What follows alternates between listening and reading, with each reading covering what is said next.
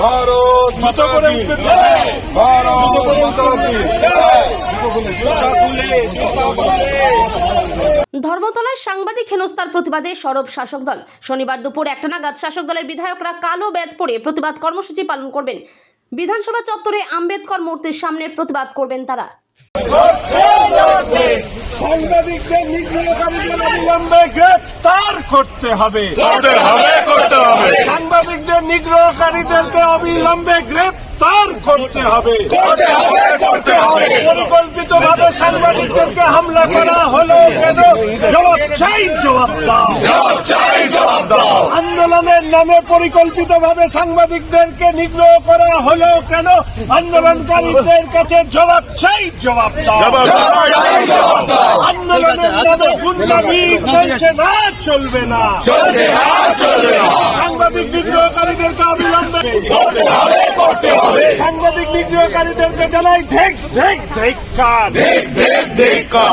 পুরুষদের মতন সাংবাদিকদেরকে নিগ্রহকারীদেরকে জানাই ধিক্কার। পুরুষের মতন সাংবাদিকদেরকে নিগ্রহকারীদেরকে জানাই ধিক্কার। বন্দে ভারত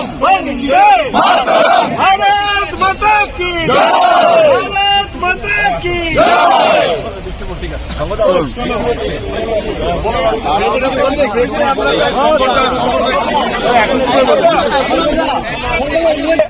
ভারতীয় জনতা পার্টি পরিষদীয় দলের পক্ষ থেকে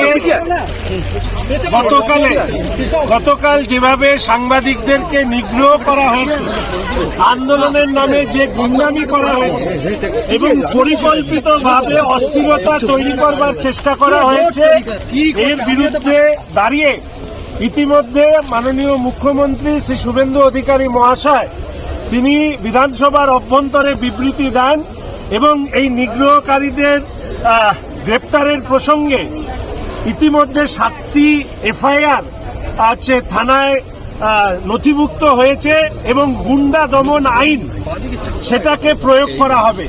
উল্লেখ্য, মাননীয় মুখ্যমন্ত্রী তার বিবৃতিতে বলেছেন যাদের নিট পরীক্ষার সাথে কোনো ধরনের যোগাযোগ নেই, ভিন্ন ভিন্ন অঞ্চল থেকে এরা সংগঠিতভাবে আন্দোলনের নাম করে আন্দোলনকারীদের মধ্যে মিশে গিয়ে যে অস্থিরতা তৈরি করবার চেষ্টা করেছেন, সরকার কঠোর হস্তে তা দমন করবে এবং ভারতীয় জনতা পার্টি পরিষদীয় দল আজকে সাংবাদিকদের সহিত তার সংগতি জ্ঞাপন করবার জন্য আমরা এখানে এই প্রতিবাদ মিছিল আমরা সংগঠিত করলাম।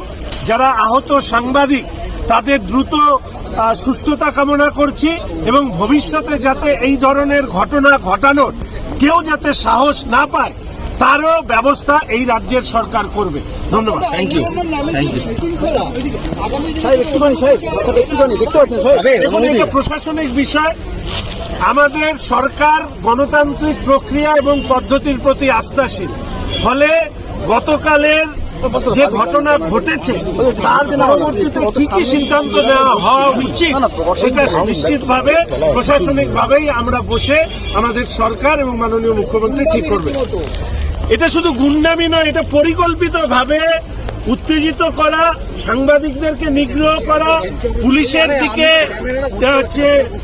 জুতো জলের বোতল ছুঁড়ে মারা।